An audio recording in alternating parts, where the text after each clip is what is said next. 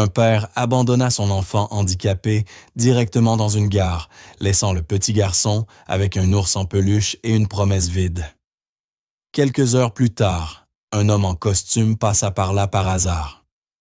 Et dans les yeux du garçon, il vit quelque chose qu'il croyait avoir perdu pour toujours. Ce qui avait commencé comme un simple élan de pitié devint peu à peu un lien profond assez puissant pour changer la vie des deux. Parce que parfois, la famille peut nous tourner le dos, mais la vraie compassion vient des étrangers. Avant de commencer l'histoire, dites-nous dans les commentaires quelle heure il est chez vous et d'où vous regardez. Et si vous aimez les récits émotionnels et centrés sur l'humain, comme celui-ci, n'oubliez pas de vous abonner pour ne manquer aucune nouvelle histoire. Et maintenant, que s'est-il passé exactement, juste après le moment où l'homme s'est penché pour regarder le petit garçon? La réponse se trouve dans la partie suivante. Le coucher de soleil de novembre traversait les immenses parois vitrées de la gare de Lyon, à Paris, teintant tout d'une lueur rouge orangée, presque enflammée. Une lumière qui rend la solitude plus tranchante, presque impossible à ignorer chaque fois qu'on la regarde. Au bout d'une longue rangée de bancs, un petit garçon blond d'à peine 3 ans était recroquevillé, serrant un petit ours en peluche entre ses bras, comme si c'était la seule chose qui lui restait au monde. Il s'appelait Noah Lefebvre. Sous ses chaussettes gris-bleu, une attelle orthopédique enserrait sa petite jambe, rendant chaque pas déjà difficile, encore plus lourd. Noah n'avait presque pas bougé depuis des heures. Il regardait simplement les trains arriver et partir ses yeux les suivant en silence. Et de temps en temps, il murmurait comme pour se convaincre lui-même. « Papa va revenir bientôt, d'accord. » Le petit garçon ignorait totalement que son père était parti pour toujours. Pour comprendre comment un père avait pu abandonner son propre enfant, il fallait remonter 6 mois en arrière. Hervé Lefebvre, 34 ans, avait autrefois été un menuisier qualifié dans la banlieue de Paris. Il avait des mains faites pour le travail et un cœur sincère. Quand il rencontra Élise, une infirmière, au sourire doux et à la voix tendre, Hervé sut immédiatement que c'était la femme dont il voulait tenir la main pour le reste de sa vie. Ils célébrèrent un petit mariage dans une église locale entourée seulement de la famille et de quelques amis proches. 2 ans plus tard, Élise tomba enceinte de Noah. C'était la période la plus heureuse de leur vie. Hervé travaillait sans relâche, économisant chaque euro pour préparer l'arrivée de leur premier enfant. Mais tout s'effondra en une seule nuit d'avril. L'accouchement d'Élise connut de graves complications. Elle subit une hémorragie massive, tandis que le bébé Noah manquait d'oxygène. Les médecins de l'hôpital n'équerrent enfant malade, furent forcés de prendre une décision dévastatrice, sauver la mère ou l'enfant. Hervé se souvenait de chaque seconde de cette journée avec une douleur brûlante.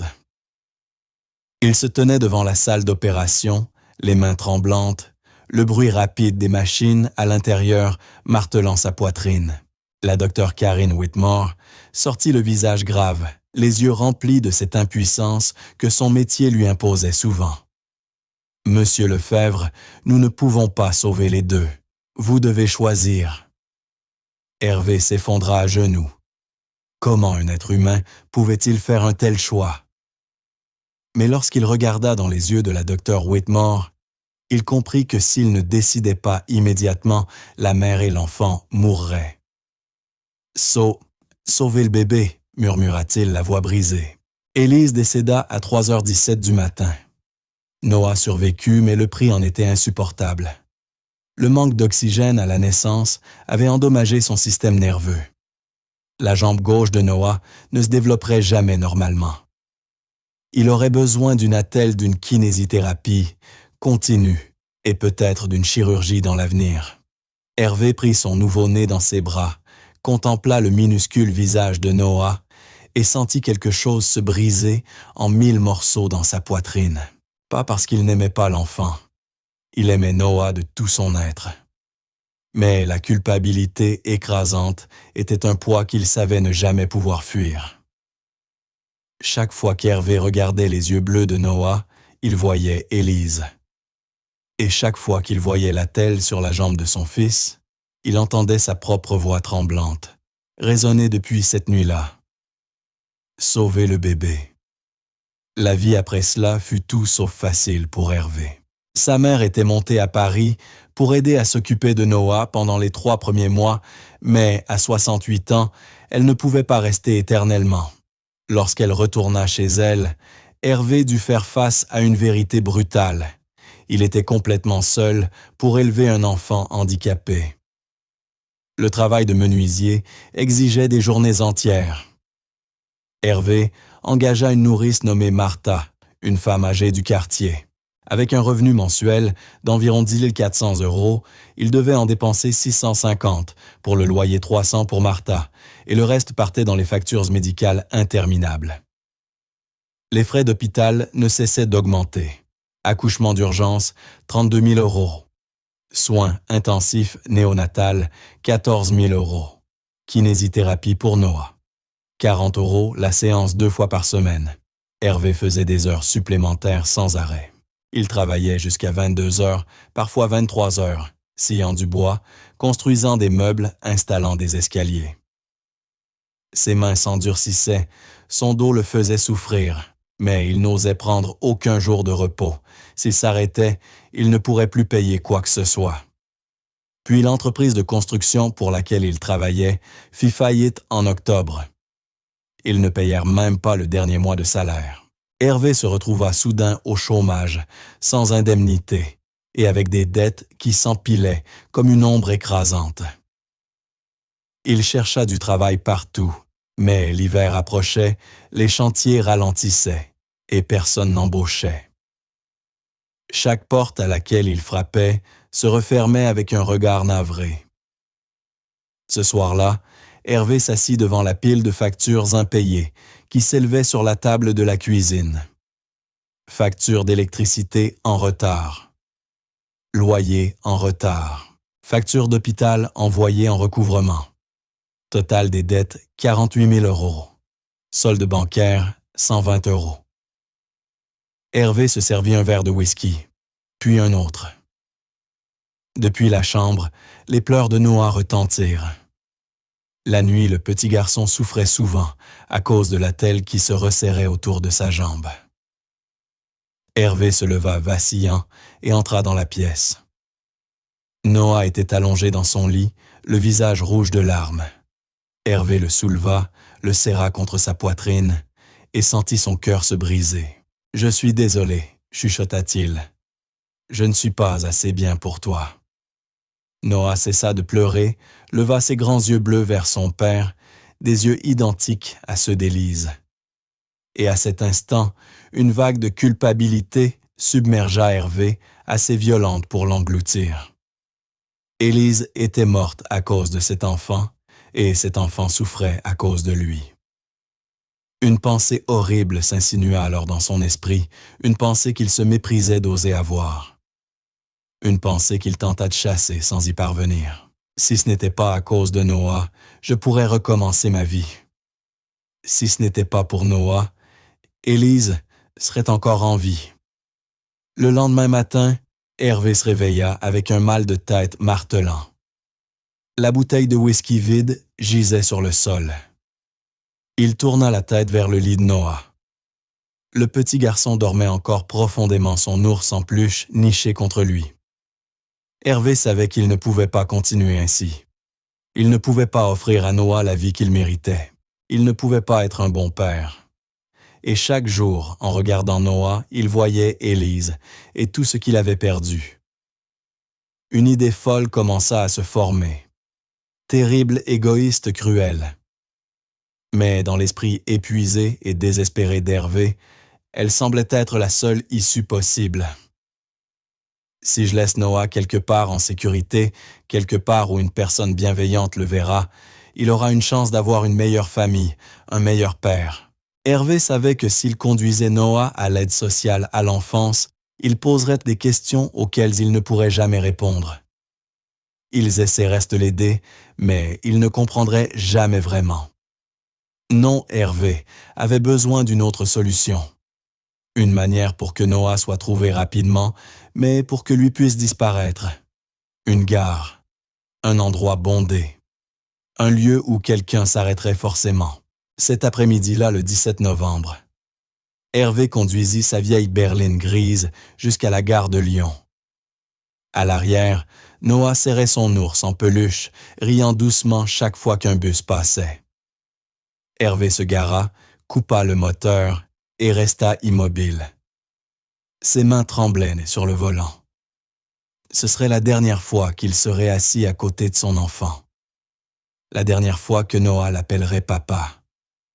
Noah, dit-il, en forçant sa voix à rester stable. « Tu aimes les trains ?» Noah hocha la tête, sa petite voix douce. « Oui, papa. Tu veux aller voir les grands trains? On peut marcher un peu. » Les yeux du garçon s'illuminèrent. « Teddy peut venir aussi, papa. » « Bien sûr, » répondit Hervé, la gorge serrée. « Teddy vient avec nous. » Il sortit Noah de la voiture, sentant la minuscule chaleur du corps contre sa poitrine. Chaque pas vers la gare lui donnait l'impression de marcher sur du verre brisé. Dans la tête d'Hervé, une petite voix répétait « Ne fais pas ça, retourne en arrière. C'est ton fils. » Mais une autre voix criait plus fort « Il aura une meilleure vie. Il mérite plus que cela. » Hervé conduisit Noah jusqu'à un long banc près du grand hall d'attente. L'endroit était éclairé, rempli de caméras et de passages constants. Quelqu'un verrait Noah. Quelqu'un l'aiderait. « Assieds-toi ici, mon grand, » dit Hervé, la voix tremblante. « Papa va acheter les billets. » Noah s'assit sagement, serrant son ours. « D'accord, papa. » Hervé s'agenouilla pour que leur regard soit au même niveau, plongea dans les yeux bleus clairs de Noah, les yeux d'Élise, et sentit son cœur exploser dans sa poitrine. « Je t'aime, Noah, » murmura-t-il, la voix brisée. « Il faut que tu t'en souviennes. »« D'accord, » sourit Noah, totalement inconscient du poids, derrière les mots de son père. « Je t'aime aussi, papa. » Hervé déposa un dernier baiser sur le front de son fils. Puis il se releva, tourna le dos et s'éloigna. Chaque pas semblait aspiré par le sol glacé de la gare. Il passa devant les guichets sans s'arrêter, franchit les portes automatiques sans regarder derrière. Car s'il regardait, il ne pourrait plus partir. S'il regardait, il courrait vers son fils et ne le laisserait plus jamais. Alors, il ne regarda pas. Quand Hervé revint à la voiture, ses mains tremblaient tellement qu'il ne parvenait même pas à mettre la clé dans le contact. Il s'effondra contre le volant et pleura. Un pleur que seul un homme complètement brisé pouvait laisser sortir. Puis il démarra et s'éloigna, laissant Noah assis seul sur un banc froid, avec un ours en peluche et une promesse vide. Alors que le soleil disparaissait lentement derrière les toits de la gare de Lyon et que l'obscurité commençait à envahir la ville, un autre homme terminait aussi sa journée de travail. Benoît Portier, 52 ans, ne ressemblait en rien à l'image qu'on se fait d'un magnate. Il portait un costume simple, devenu presque une seconde peau après 30 ans dans la finance. Mais aujourd'hui, il ne rentrait pas dans sa Mercedes vers sa maison de Neuilly-sur-Seine, comme il le faisait d'habitude. Ce soir-là, Benoît conduisait un bus. C'était déjà sa 3e semaine de bénévolat comme chauffeur dans un programme solidaire en partenariat avec la RATP. Pas parce qu'il avait besoin d'argent. Son compte en banque débordait au point que 3 générations n'auraient pas pu tout dépenser. Mais parce qu'il avait besoin de quelque chose de n'importe quoi pour remplir l'immense vide qui lui transperçait la poitrine. Un vide nommé Danny Portier. Danny, ou Petit Danny comme la famille l'appelait, était décédé 2 ans plus tôt à 19 ans. Pas d'un accident ni d'une maladie guérissable, mais d'une forme rare de leucémie du genre de maladie contre laquelle même les meilleurs médecins et les traitements les plus coûteux ne pouvaient rien. Benoît se rappelait avec une clarté déchirante le jour où Danny avait été diagnostiqué. Le garçon avait 16 ans, se préparait pour les concours d'entrée à l'université, plein de rêves de devenir architecte. Puis les signes étaient apparus. Fatigue, saignement de nez, fréquent bleu sans raison. Le docteur Lucas Renaud, un hématologue réputé de l'hôpital Necker, s'était assis face à Benoît et à sa femme Margot pour prononcer les mots qu'aucun parent ne veut entendre. Il a une leucémie aiguë-myéloïde, stade avancé. Nous ferons tout notre possible, mais vous devez vous préparer. Benoît avait refusé d'y croire. Il ne pouvait pas. Il était Benoît Portier, l'homme qui avait bâti un empire immobilier en partant de rien. L'homme qui trouvait toujours des solutions. Il engagea les meilleurs médecins, emmena Danny dans des cliniques privées, tenta des thérapies expérimentales. En Suisse, dépensa plus de 750 000 € en traitements non couverts. Mais l'argent n'acheta pas plus de temps, et Danny rendit son dernier souffle un matin d'août de mars, la lumière du soleil filtrant doucement à travers la fenêtre de l'hôpital. Ses derniers mots pour Benoît furent « Papa, tu as fait assez. Tu as essayé. Je t'aime. » Benoît tenait son fils dans ses bras, tandis que le souffle de Danny s'éteignait dans l'air. Et à cet instant précis, quelque chose en lui s'effondra entièrement. Après les funérailles, Benoît ne put pas retourner travailler. Il passait des heures assis dans son bureau à la maison, les yeux fixés sur les photos de Danny, accrochées au mur, ne ressentant qu'une seule chose, le vide. Tout l'argent qu'il avait gagné, tout le pouvoir qu'il avait accumulé. Rien de tout cela n'avait pu sauver la seule personne qu'il aimait véritablement. Margot, sa femme, trouva sa propre manière d'affronter la douleur. Elle passait davantage de temps à l'église, cherchant un réconfort dans sa foi. Mais Benoît, lui, n'y arrivait pas. Il était en colère contre Dieu, en colère contre le destin, et surtout en colère contre lui-même. Pourquoi avait-il passé autant de temps au bureau? Pourquoi avait-il manqué tant de matchs et de moments avec Danny pour assister à des réunions inutiles? Pourquoi n'avait-il pas compris que le temps avec son fils était la chose la plus précieuse qu'il possédait? 1 an après la mort de Danny, Benoît quitta l'entreprise qu'il avait fondée. Il ne pouvait plus continuer à vivre comme avant. Il avait besoin d'un autre sens, d'une manière de se racheter. Il commença donc à faire du bénévolat, soutenant les hôpitaux pour enfants, finançant la recherche contre la leucémie, et plus récemment, conduisant des bus dans le cadre d'un programme solidaire en partenariat avec la RATP, simplement pour se sentir utile, encore relié au monde. Et c'est ainsi que le soir du 17 novembre, Benoît Portier conduisait le dernier bus de la ligne 91 en passant devant la gare de Lyon. Il fit entrer le bus dans la zone de dépose. Le dernier passager descendit.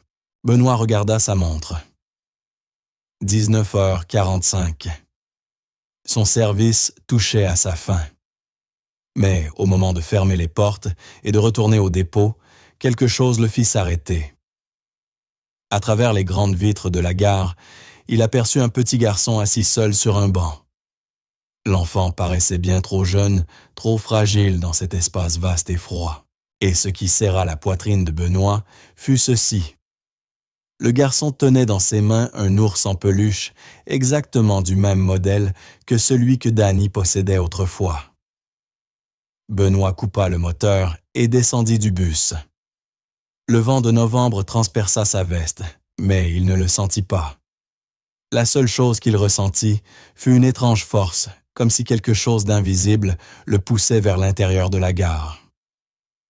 En avançant, les lumières fluorescentes éclairèrent le visage du petit garçon. Noah était assis bien droit, les jambes tendues. L'une d'elles était maintenue par une attelle. Il ne pleurait pas, ne criait pas. Il restait simplement là, silencieux, avec la patience étrange d'un enfant qui avait trop souvent l'habitude d'attendre. Benoît s'approcha, la voix adoucie. « Salut mon petit, où sont tes parents ?» Noah leva les yeux, ses grands yeux bleus écarquillés. « Papa est allé acheter les billets. » Benoît regarda autour de lui. La gare était presque vide. Pas de valise, pas d'adulte, juste une brique de jus à moitié terminée devant le garçon. « Quand est-ce que ton papa est parti acheter les billets ?» demanda Benoît en essayant de garder sa voix stable. Noah leva les yeux vers l'horloge murale qu'il ne savait évidemment pas encore lire. Quand le soleil était grand. C'était il y a des heures. La poitrine de Benoît se serra encore plus. Il s'agenouilla pour se mettre à hauteur de l'enfant. Ses yeux bleus clairs confiants le regardaient comme s'il attendait une assurance. Et à cet instant, Benoît vit Danny. Pas parce que Noah lui ressemblait, mais à cause de ce regard d'un enfant qui croit que les adultes ne partent jamais, que son père reviendra, que le monde est encore sûr. « Comment tu t'appelles » demanda Benoît, la voix rauque. « Noah. Noah Lefebvre. Et tu connais le nom de ton papa ?»« Hervé Lefebvre, » répondit Noah en serrant son ours encore plus fort. Benoît se leva la main tremblante alors qu'il sortait son téléphone. Il devait appeler la police, mais il n'arrivait pas à détacher ses yeux de l'enfant. Le silence, l'acceptation d'être seul l'attelle sur la jambe. Tout donnait l'impression que le destin lui avait posé un poids immense sur les épaules. « Noah, dit Benoît doucement, je vais t'aider à trouver un adulte. »« D'accord, on va attendre ton papa ensemble. »« D'accord, murmura Noah. Benoît l'emmena jusqu'au guichet. Derrière Gillian Page, une femme d'une quarantaine d'années rangeait ses affaires pour la nuit. « Excusez-moi, dit Benoît. J'ai trouvé ce petit garçon tout seul.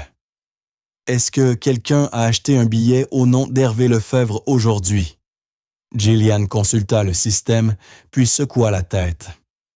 Personne de ce nom n'a acheté de billet aujourd'hui. Un frisson parcourut l'échine de Benoît. Il comprit immédiatement ce qui s'était passé. L'enfant avait été abandonné. Il sortit son téléphone et composa le 17. En attendant, il s'assit à côté de Noah. Le garçon posa son menton sur son ours, en peluche, fixant les portes vitrées, attendant quelqu'un qui ne reviendrait jamais. Noah demanda Benoît doucement. « Avant que ton papa parte, est-ce qu'il t'a dit quelque chose? » Noah hocha la tête. « Papa a dit qu'il m'aime. Il m'a dit de m'en souvenir. » Benoît sentit son cœur se fissurer. Il comprenait maintenant. Ce n'était pas un homme cruel qui abandonnait son enfant pour fuir ses responsabilités.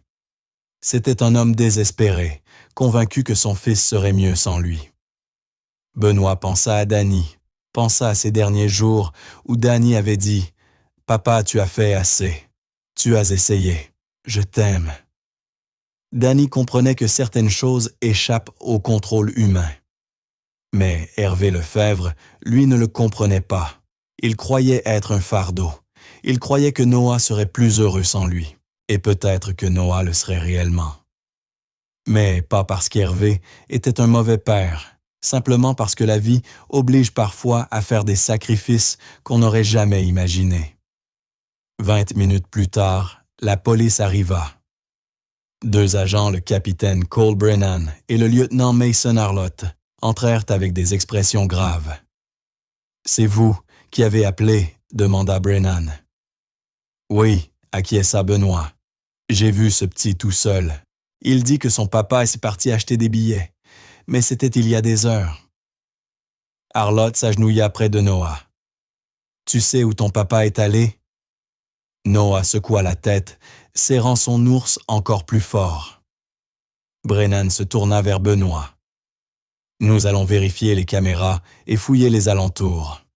Pouvez-vous rester avec lui jusqu'à ce que l'ASE arrive? » « Oui, » répondit Benoît sans hésiter. « Je reste. » 1 heure plus tard, les policiers revinrent avec des nouvelles. Ils avaient à retrouver la vieille berline grise d'Hervé, abandonnée près du pont national, sans aucune trace de lui. Pas de documents, pas de mots, rien.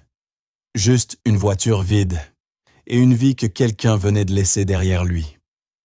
Vers 22 heures, Rebecca Simon, une travailleuse sociale de l'ASE, arriva à la gare. C'était une femme d'une 50aine d'années, avec le regard fatigué de ceux qui ont vu trop d'enfants abandonnés dans leur carrière. « Merci d'être resté », dit-elle à Benoît, d'une voix douce mais lasse. « Nous allons emmener le petit au centre d'accueil temporaire maintenant. » Benoît baissa les yeux vers Noah. Le petit garçon s'était endormi sur le banc, la tête posée sur son ours en peluche.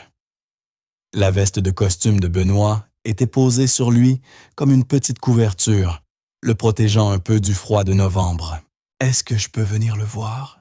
demanda Benoît, sans même s'en rendre compte, sans savoir si la question venait de son cœur ou du vide immense que Noah avait réveillé en lui. Rebecca Simon le regarda légèrement surprise. « Bien sûr, mais d'habitude... »« Je sais, » coupa Benoît. « D'habitude, personne ne revient. » Il marqua une pause. « Mais moi, je reviendrai. » Et il tint sa promesse. 2 jours plus tard, Benoît se rendit à la maison d'enfants à caractère social, où Noah avait été placé un vieux bâtiment en briques rouges situé en banlieue. À l'extérieur se trouvait une petite aire de jeu, avec quelques balançoires rouillées et un toboggan décoloré par le temps. Ce n'était pas un mauvais endroit, mais ce n'était certainement pas un foyer. Benoît entra dans le hall, tenant une boîte de puzzles entre les mains. Il ne savait pas ce que Noah aimait, mais Danny adorait les puzzles quand il était petit. Peut-être que c'était la seule chose qu'il espérait voir relier les 2 garçons. Rebecca Simon l'accueillit à la porte. « Monsieur Portier, je ne pensais pas que vous viendriez vraiment. »« J'ai fait une promesse, » répondit Benoît, calme mais ferme. Elle le guida dans un couloir lourd de l'odeur de désinfectant et de la chaleur humide des plats réchauffés. À travers les petites fenêtres des portes, Benoît vit des enfants certains jouaient, d'autres étaient recroquevillés sur des coussins. Chaque visage était une histoire inachevée, une perte que le monde ne connaîtrait jamais. Noah était assis à une petite table dans la salle commune. Devant lui, une feuille blanche et un crayon émoussé. L'attelle de sa jambe produisait un léger grincement à chaque mouvement. Lorsque Benoît s'agenouilla près de lui, le visage de Noah s'éclaira comme s'il retrouvait un ami. « Monsieur Dubus ?» Benoît laissa échapper un petit rire. « Tu te souviens de moi? »« Je me souviens. » Noah montra la feuille. « Je dessine. » Benoît se pencha. Au premier regard, ce n'étaient que des cercles et des gribouillages, comme ceux que dessinent les enfants de 3 ans. Mais après quelques secondes, il remarqua quelque chose d'étrange. Ces cercles n'étaient là pas du tout aléatoires. Ils étaient parfaitement proportionnés. Noah traça un grand cercle, le divisa en 3 parties égales, puis écrivit de minuscules chiffres à côté, 0333, 0666, 0999. « Qu'est-ce que tu fais? » Noah, demanda Benoît fasciné. Noah pointa le cercle du doigt. Ours dit que quand on coupe le gros truc en 3, ça fait des chiffres qui ne s'arrêtent jamais. Tu veux dire des décimales répétitives? Noah haussa les épaules. Peut-être. Derek Palm et un éducateur s'approcha. C'était un grand homme à la voix douce. Il fait ça depuis qu'il est arrivé, dit-il. Il parle peu, mais donnez-lui du papier, et il vous dessinera des chiffres toute la journée. Benoît fixa Noah longuement. Un enfant de 3 ans, qui parlait à peine en phrases complètes, mais qui comprenait intuitivement la division fractionnaire. Ce n'était pas normal. Noah, dit Benoît doucement, « Je t'ai apporté quelque chose. » Il lui tendit la boîte de puzzle. Les yeux de Noah s'illuminèrent immédiatement. Il ouvrit la boîte, étala les pièces sur la table et commença à assembler. Benoît observa, puis resta figé. Noah ne tâtonnait pas comme les autres enfants. Il prenait chaque pièce, la tournait légèrement, comme s'il pouvait voir au travers, puis la plaçait directement au bon endroit. En 5 minutes, il avait terminé un puzzle de 24 pièces, quelque chose qui prenait normalement 15 à 20 minutes à un enfant de son âge. « Tu en as un plus difficile, demanda Noah en levant les yeux. Benoît déglutit. Une réalisation douce mais puissante l'envahit.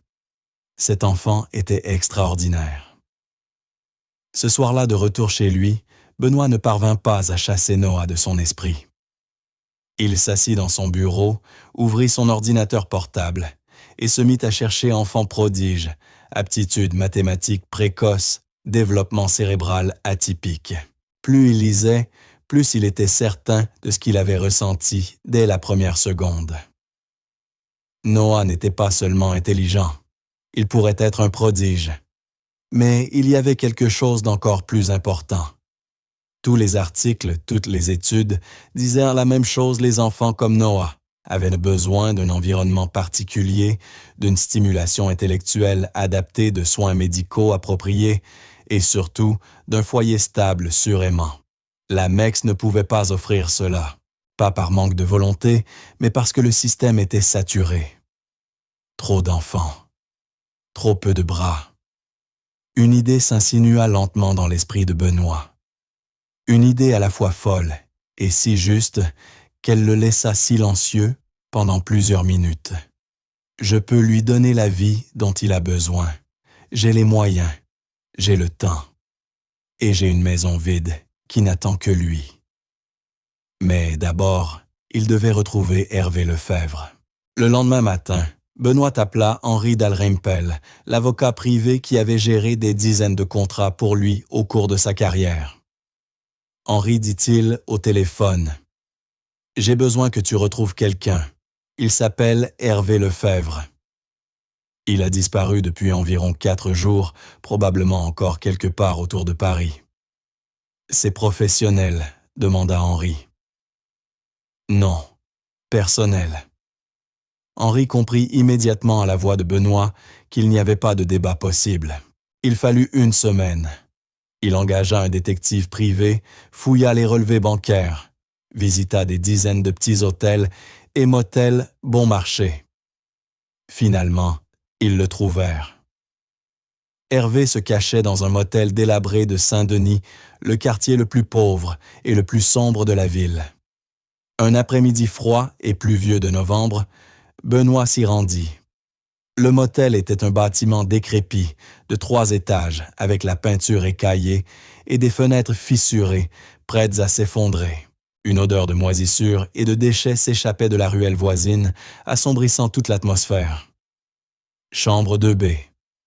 Benoît frappa. Pas de réponse. Il frappa plus fort. « Partez !» gronda une voix rauque de l'intérieur. Monsieur Lefebvre dit. Benoît, à travers la porte, « J'ai besoin de vous parler de Noah. » Silence. Puis des pas traînants. La porte s'ouvrit légèrement. Hervé Lefebvre apparut semblable à un fantôme, de lui-même vieilli de 10 ans en seulement quelques jours. Sa barbe était en bataille, ses yeux injectés de sang, son souffle imprégné d'alcool. Il portait un t-shirt sale et un jean déchiré. « Qui êtes-vous » demanda Hervé, la voix pleine de méfiance et d'amertume. « Benoît Portier, répondit-il, je suis celui qui a trouvé Noah à la gare. » Le visage d'Hervé se crispa comme s'il venait d'être frappé. « Je n'ai rien à vous dire. » Il tenta de refermer la porte, mais Benoît la retint. « Monsieur Lefebvre, je ne suis pas ici pour vous juger, » dit Benoît calmement. « Je suis ici parce que j'ai besoin de comprendre. »« Comprendre quoi ?» répliqua Hervé d'une voix sèche, bien que tremblante. « Vous êtes venu me dire que je suis un père horrible, que j'ai abandonné mon gamin. »« Non, » répondit Benoît doucement.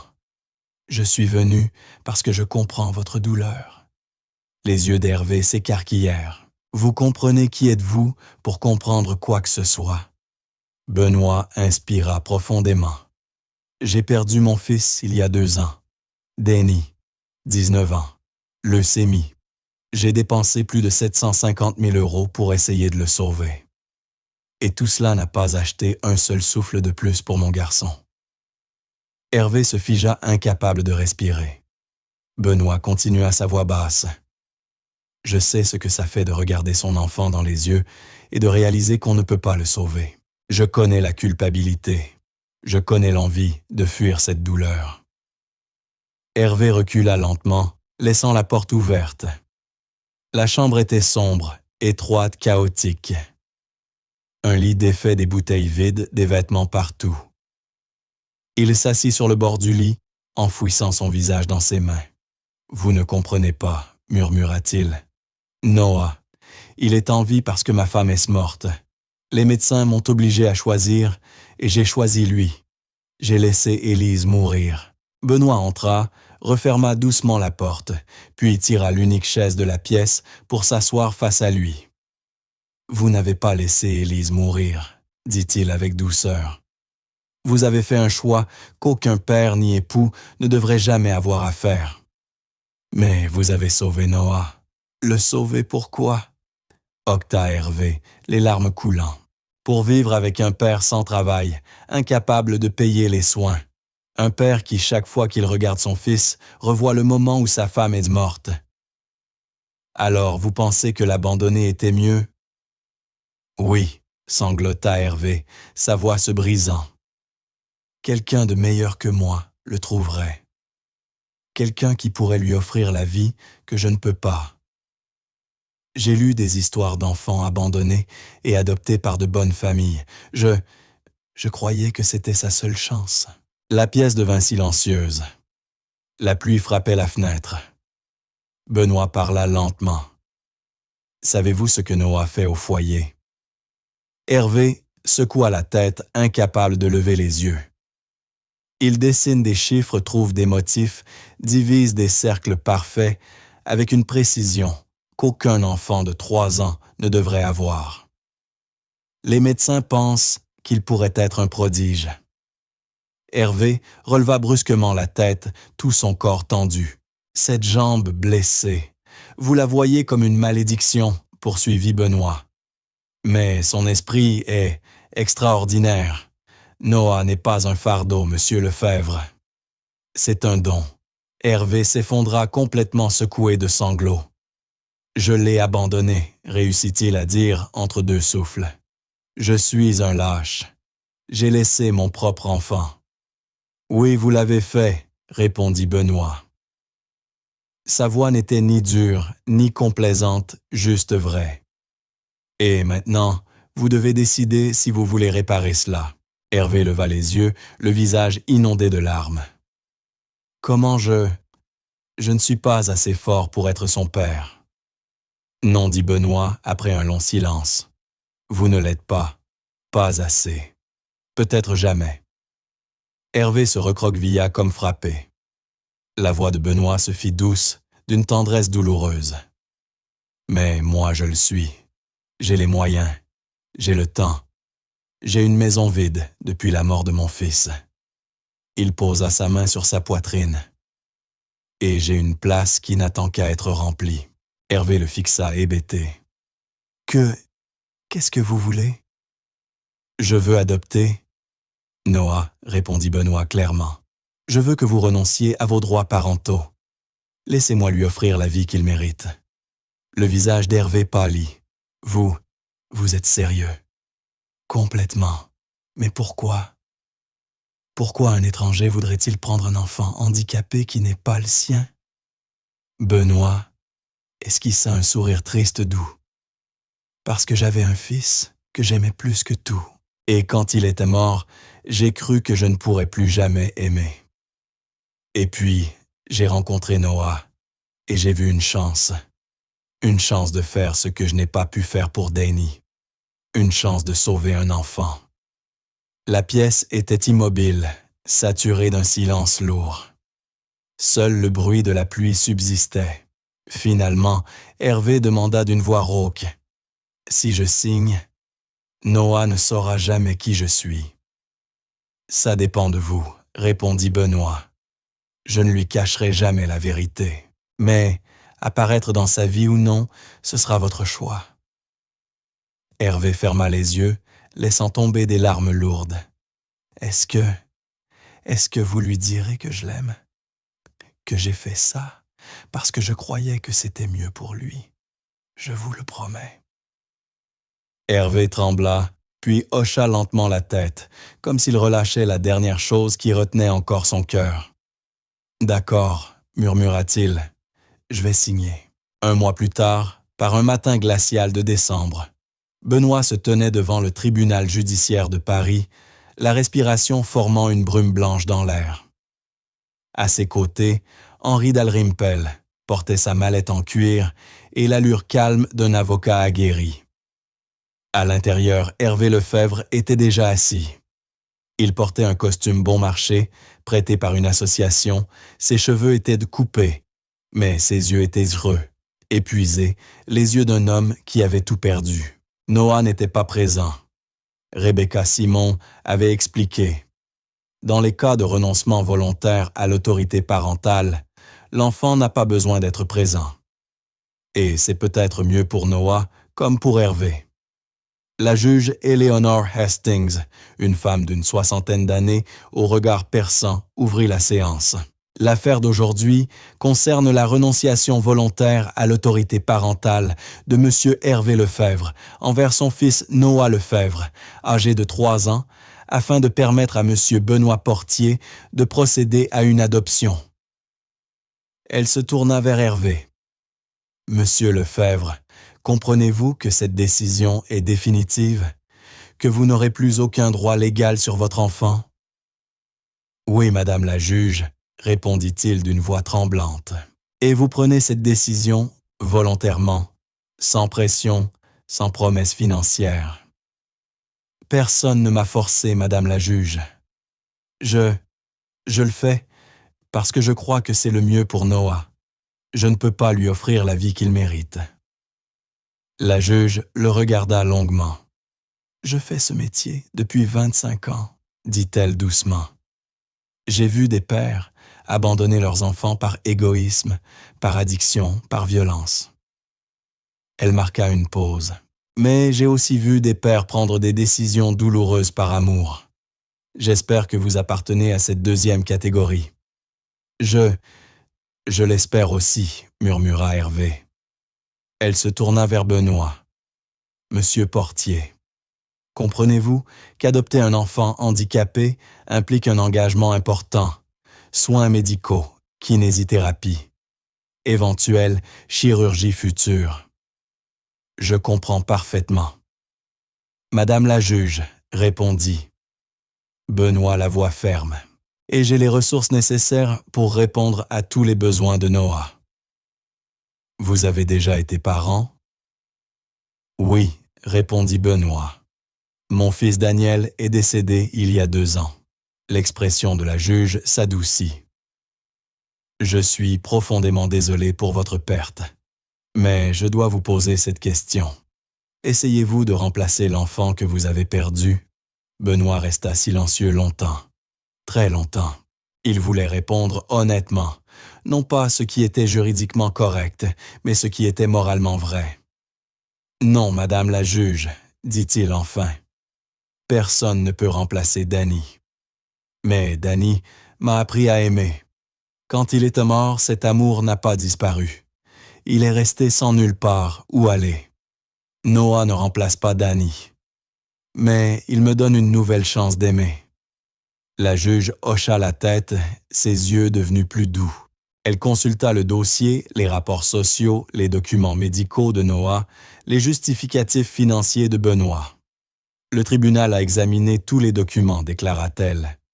Monsieur Portier remplit toutes les conditions, casier vierge, situation financière stable. Et selon le rapport, Noah a déjà commencé à développer un lien affectif avec lui lors des visites. » Elle regarda tour à tour Hervé et Benoît. « J'approuve la demande de renonciation à l'autorité parentale. Monsieur Hervé Lefebvre ne sera plus le père légal de Noah Lefebvre. » Sa voix devint ferme, mais compatissante. « Et j'autorise Monsieur Benoît Portier à entamer le processus d'adoption. Il y aura une période probatoire de 6 mois. Après cela, l'adoption sera définitivement validée. » Le marteau frappa. L'audience est levée. Hervé se leva les jambes tremblantes au point de presque céder. Il se tourna vers Benoît, les yeux injectés de sang, la voix rauque. « Monsieur Portier, dites-lui que je l'aime. Tous les jours, ne le laissez jamais croire que je ne l'aimais pas. » Benoît s'avança, posa doucement une main sur son épaule. « Je le ferai, je vous le promets. » Puis d'une voix sincère, « Et, Hervé, la porte ne sera jamais complètement fermée. Quand vous serez prêt, nous trouverons un moyen pour que vous puissiez le revoir. » Hervé hocha la tête, incapable de parler. Il quitta la salle d'audience, les épaules effondrées, comme un homme qui venait d'enterrer la dernière part vivante de son âme. Benoît le regarda partir bouleversé. Il venait d'obtenir le droit d'élever Noah, mais il venait aussi d'être témoin d'un père abandonnant ce qu'il avait de plus précieux au monde. Cet après-midi-là, Benoît retourna à la Mecque de Seine-Saint-Denis pour ramener Noah chez lui. Cette fois, ce n'était plus pour une visite. Cette fois, c'était pour toujours. Rebecca Simone avait déjà préparé une petite valise, quelques vêtements, le vieux nounours usé, et surtout la feuille couverte de chiffres que Noah refusait d'abandonner. Quand Benoît entra dans la salle commune, Noah était assis sur un vieux canapé décoloré. Les jambes tendues, la tête brillant sous les néons. Il leva la tête et s'illumina. « Monsieur Benoît, bonjour Noah. » Benoît s'accroupit pour être à hauteur de ses yeux, la voix douce, presque craintive. « Tu voudrais venir à la maison avec moi? » Noah inclina la tête, ses grands yeux ronds clignant légèrement. « Maison, ta maison? » « Oui, et à partir d'aujourd'hui, ce sera aussi ta maison. Tu y auras ta propre chambre, un grand lit des jouets, tout ce que tu veux. » Noah serra son nounours contre lui. « Nounours peut venir aussi. Nounours doit venir, » répondit Benoît, la voix chaude comme une promesse. Noah glissa du canapé et prit la grande main de Benoît entre ses petites mains, l'autre bras serré autour du nounours. Ses pas étaient irréguliers à cause de l'attelle, mais il ne se plaignit pas une seule fois. Sur le chemin du retour, Benoît traversa des rues, scintillant de lumière de Noël. Paris, ce soir-là, ressemblait à une carte postale vivante. La première neige de la saison tombait doucement brillant sous les lampadaires. Noah colla son visage à la vitre émerveillé. « C'est trop joli, monsieur Benoît. » « Oui, » répondit Benoît, avec un sourire, même si ses yeux revenaient sans cesse vers Noah, dans le rétroviseur, ressentant quelque chose de chaud qu'il croyait avoir oublié pour toujours. Ils arrivèrent à la maison, en pierre de Benoît, dans le 16e arrondissement, quand la nuit tomba complètement. Noah resta figé devant la bâtisse de 3 étages, ses fenêtres illuminées d'une chaleur dorée. Il inspira profondément. « Tu habites ici. » »« Non, » corrigea Benoît, doucement mais fermement. « Nous habitons ici. C'est notre maison. » Marguerite Portier. L'épouse de Benoît les attendait devant la porte, femme d'une 50aine d'années élégante, aux yeux doux, toujours un peu voilés de tristesse. Depuis la mort de Danny, elle s'était repliée dans l'Église et les œuvres caritatives. Les sourires étaient devenus rares, plus rares que la neige en été. Quand Benoît lui avait parlé de Noah, elle était restée silencieuse longtemps. Puis elle avait posé une seule question. « Tu es sûr, Benoît? Ce n'est pas juste pour combler le vide que Danny a laissé. »« Non, » avait-il répondu. « C'est pour donner une chance à un enfant et nous donner une chance d'aimer encore. » Maintenant, Marguerite s'agenouilla devant Noah, lui offrant un sourire doux et prudent. « Bonjour, Noah. Je suis Marguerite. » Noah la regarda, puis se cacha à moitié derrière la jambe de Benoît, serrant son nounours comme un bouclier. « Tu as faim ?» demanda-t-elle doucement. « J'ai fait des cookies au chocolat. » Les yeux de Noah s'écarquillèrent. « Des cookies, oui, et du lait chaud. » Doucement, Noah sortit de sa cachette et tendit sa petite main vers Marguerite. Elle la prit avec la délicatesse d'un geste sacré, comme si elle tenait une fleur fragile. Et à cet instant précis, Benoît vit quelque chose qu'il n'avait pas vu chez sa femme depuis 2 ans, une lueur. Une toute petite lumière, comme un début d'espoir. Un nouveau départ pour eux trois. La première nuit fut pourtant bien plus difficile que prévu. La chambre de Noah était parfaite, mur bleu pâle, petit lit recouvert d'une couverture moelleuse, étagère pleine de jouets neufs. Mais pour un enfant de 3 ans qui venait de perdre tous ses repères, cette chambre spacieuse ressemblait à une grotte froide et inconnue. Benoît installa Noah dans son lit et remonta la couverture jusqu'à sa poitrine. « Je suis juste dans la chambre d'à côté », dit-il doucement. « Si tu as besoin de quoi que ce soit, appelle-moi. » Noah acquiesça, serrant son nounours contre sa poitrine comme une bouée de sauvetage. Benoît éteignit les lumières, ne laissant que la petite veilleuse en forme de lune projeter une douce lueur dorée sur le mur. Il referma la porte silencieusement et s'éloigna. 10 minutes plus tard, un sanglot étranglé le fit sursauter. Benoît se précipita dans la chambre. Noah était assis droit dans son lit, le visage ravagé par les larmes, son petit corps tremblant. « Qu'est-ce qu'il y a, mon grand ?» demanda Benoît en s'asseyant près de lui. « J'ai peur », explosa Noah avant de fondre en sanglots. « La chambre est trop grande. Je veux mon papa. » Le cœur de Benoît se serra. « Ton papa ne peut pas être ici, Noah. Mais moi, je suis là, et je ne partirai pas. » Papa a dit qu'il reviendrait, hoqueta Noah. Il a dit qu'il allait juste acheter les billets. Benoît le prit dans ses bras. Le mensonge qu'Hervé avait dû prononcer pour pouvoir partir. Maintenant, ce mensonge était une lame que Noah portait encore en lui. Comment expliquer à un enfant de 3 ans que son père ne reviendrait pas?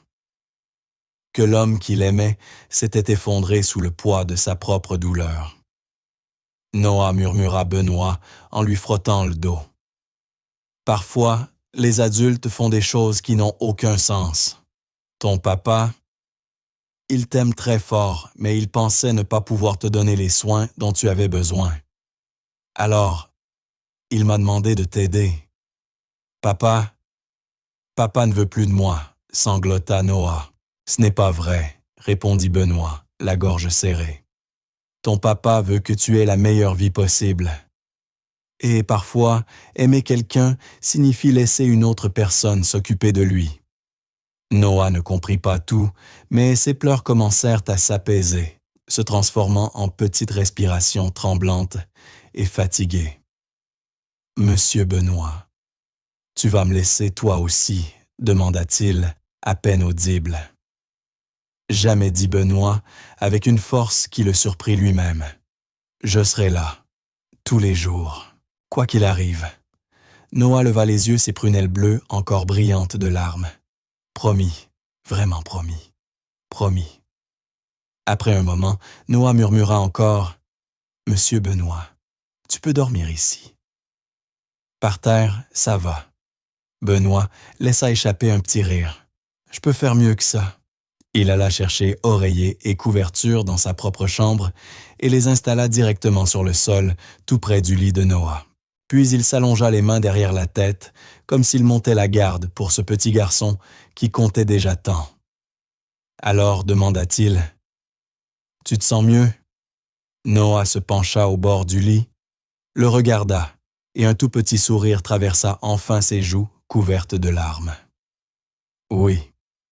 Ils restèrent ainsi, dans le silence, avec seulement le vent dehors, et les respirations douces de l'un et de l'autre, un grand, un petit, se mêlant dans l'obscurité. Puis Noah murmura « Monsieur Benoît. »« Oui, Noah, merci. » Une brûlure humide se forma dans les yeux de Benoît. Il sourit dans le noir. « De rien, Noah.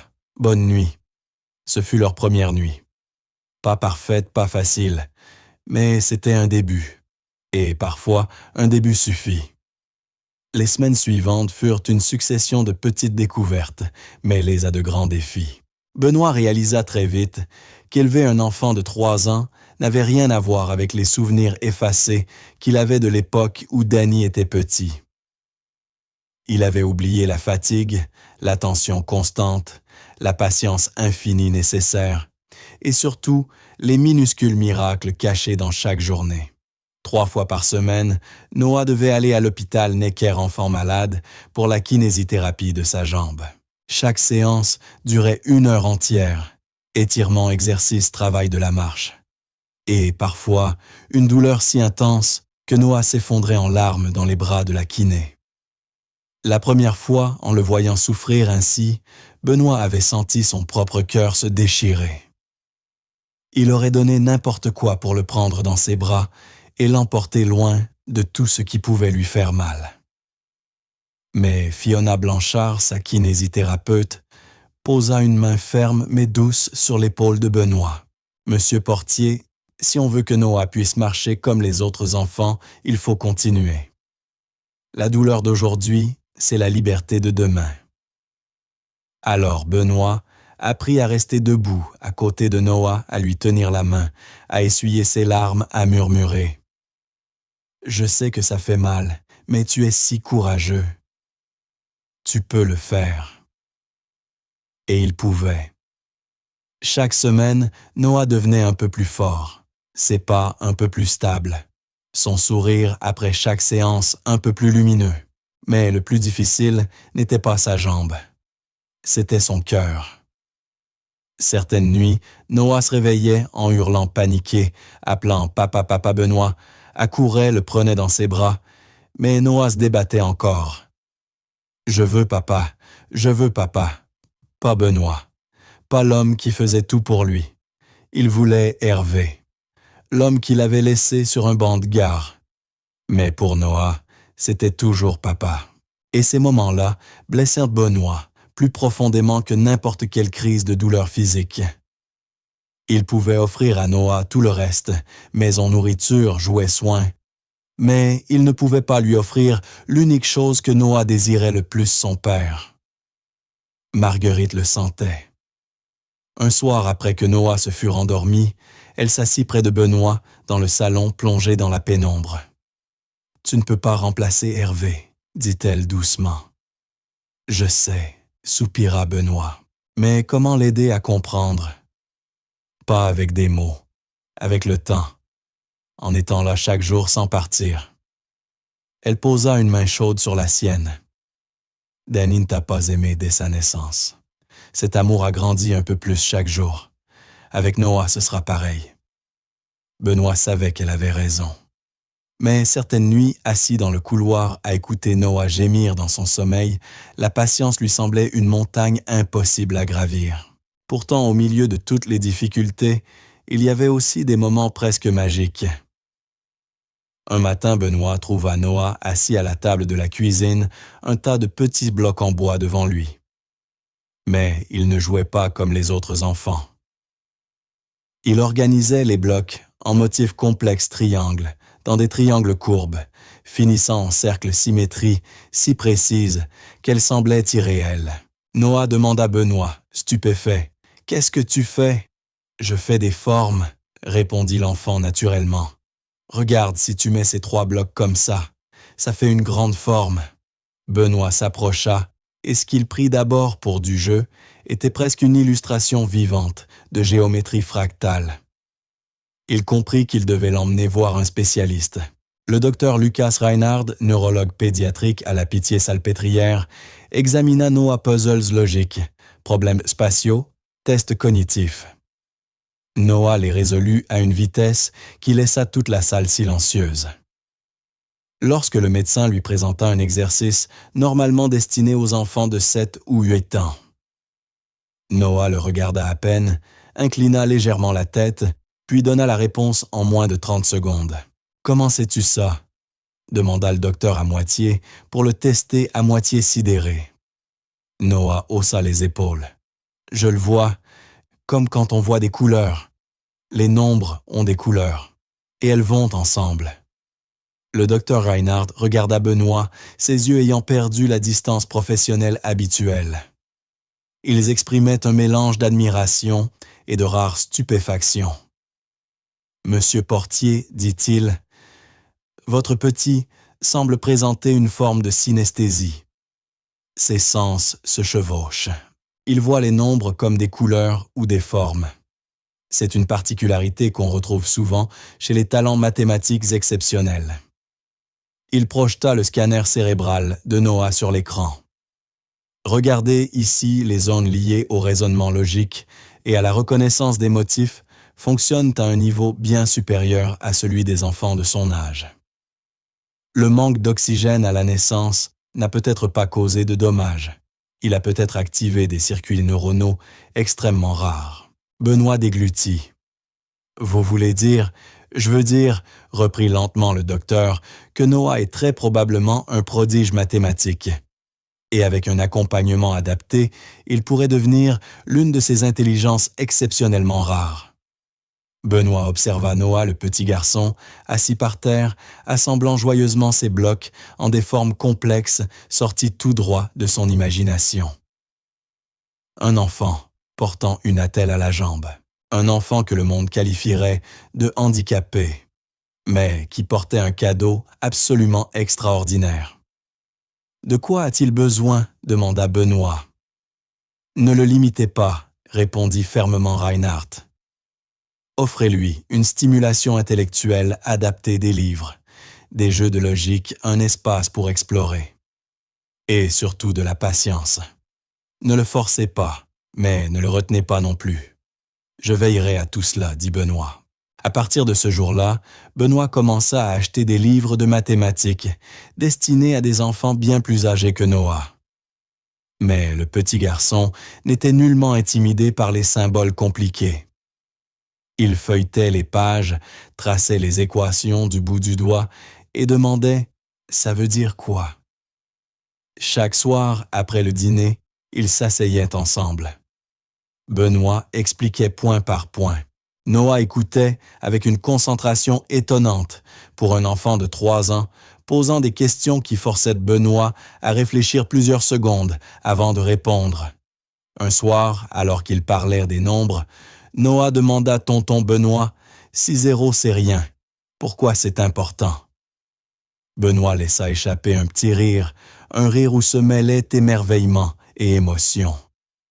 C'est une question à laquelle des gens ont réfléchi pendant des siècles, Noah. Le 0 semble être rien, mais sans lui, les mathématiques ne seraient pas complètes. Ainsi, ils discutèrent de la philosophie des nombres, de pourquoi le vide pouvait avoir du sens et de comment le rien était le fondement de tant de choses. Une conversation que Benoît n'aurait jamais imaginé avoir de sa vie, encore moins avec un enfant qui venait tout juste d'avoir 3 ans. Décembre arriva à Paris avec d'épais manteaux de neige et l'air familier des fêtes de Noël. Mais cette année, la maison de Benoît et Marguerite Portier contenait bien plus que des guirlandes scintillantes et des couronnes sur les murs. Cette année, le rire d'un enfant résonnait dans des couloirs autrefois silencieux. Noah n'avait jamais vécu un vrai Noël.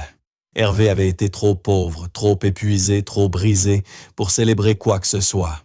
Alors quand Noah vit pour la première fois le sapin de Noël de 3 mètres dressé au milieu du salon illuminé de milliers de petites lumières, parfumé de pain frais, il se figea la bouche entr'ouverte d'ébahissement. « C'est trop beau », murmura Noah, presque sans oser respirer. Marguerite s'agenouilla près de lui. « Tu veux m'aider à le décorer ?» Noah hocha la tête immédiatement. Cet après-midi-là, tous les 3 décorèrent le sapin ensemble. Marguerite souleva Noah pour qu'il puisse accrocher les petites décorations tout en haut. Benoît mit de la musique de Noël dans toute la maison. Et à cet instant, pour la première fois depuis la mort de Danny, la maison des Portiers redevint un vrai foyer. La veille de Noël, après le dîner, ils s'assirent autour du sapin brillant. Noah, en pyjama tout neuf, tenait son vieux nounours usé, le seul ami qu'il avait suivi de sa vie d'avant. « Tonton Benoît, » demanda-t-il les yeux bleus brillants, « pourquoi les gens donnent des cadeaux à Noël ?»« Pour montrer qu'on s'aime, » expliqua Benoît. « Et pour nous rappeler le plus grand cadeau, l'amour. » Noah réfléchit un instant. Puis il descendit soudain du sofa, serra son nounours contre lui et marcha vers Benoît. « Je te le donne, » dit-il tout bas, mais très sérieux. Benoît se figea. Ce nounours, la seule chose qui lui restait de son père. Le dernier morceau de son ancienne vie. « Noah, je ne peux pas accepter ça. Il est à toi. » « Non. » Noah secoua la tête. Sa petite voix devint ferme. « Tu m'as donné une maison. Moi, je veux te donner quelque chose. » Une boule se forma dans la gorge de Benoît. Il regarda Marguerite. Elle avait la main sur la bouche, les yeux pleins de larmes. « D'accord, » murmura Benoît. « Je le garderai très précieusement. Et quand tu voudras le récupérer, je te le rendrai. » Le sourire qui illumina le visage de Noah cette fois-là était différent. Plus aucune ombre, seulement de la confiance complète absolue. « Merci. » Puis comme si c'était la chose la plus naturelle du monde. Noah grimpa sur les genoux de Benoît, passa ses petits bras autour de lui et posa sa tête contre sa poitrine. « Bonne nuit, papa, » murmura-t-il à moitié endormi. Benoît se figea. « Papa. » C'était la première fois que Noah l'appelait ainsi. Il baissa les yeux vers l'enfant endormi dans ses bras, ce petit garçon abandonné blessé, mais dont le cœur avait encore assez d'amour pour recommencer, et sentit quelque chose qu'il croyait mort avec Danny se rallumer en lui. De l'espoir, de l'amour, une raison de vivre. Marguerite s'approcha et posa doucement la main sur l'épaule de son mari. Ils restèrent assis ensemble, baignés dans la douce lueur dorée des lumières de Noël, et pour la première fois depuis 2 ans, ils se sentirent comme une véritable famille. 5 mois plus tard, le printemps déployait sur Paris ses pétales roses de cerisiers en fleurs. Benoît se tenait devant le même tribunal de la famille du département, celui où 6 mois plus tôt, il avait été si anxieux qu'il respirait à peine. Mais aujourd'hui, tout était différent. Aujourd'hui, Noah était à ses côtés. Le petit garçon portait un costume minuscule que Marguerite avait choisi avec un soin infini. L'attelle était toujours là sur sa jambe, mais ses pas étaient là bien plus assurés qu'avant. « Tonton Benoît, pourquoi on est ici ?» demanda Noah en serrant très fort la main de Benoît. « Pour transformer quelque chose de temporaire en quelque chose de permanent, » répondit Benoît avec un sourire. « Aujourd'hui va être un jour très spécial. » Ils entrèrent dans la salle d'audience. La juge Eleanor Hastings, assise à son bureau comme la première fois, arborait aujourd'hui un sourire doux, aussi tendre que la lumière de mai.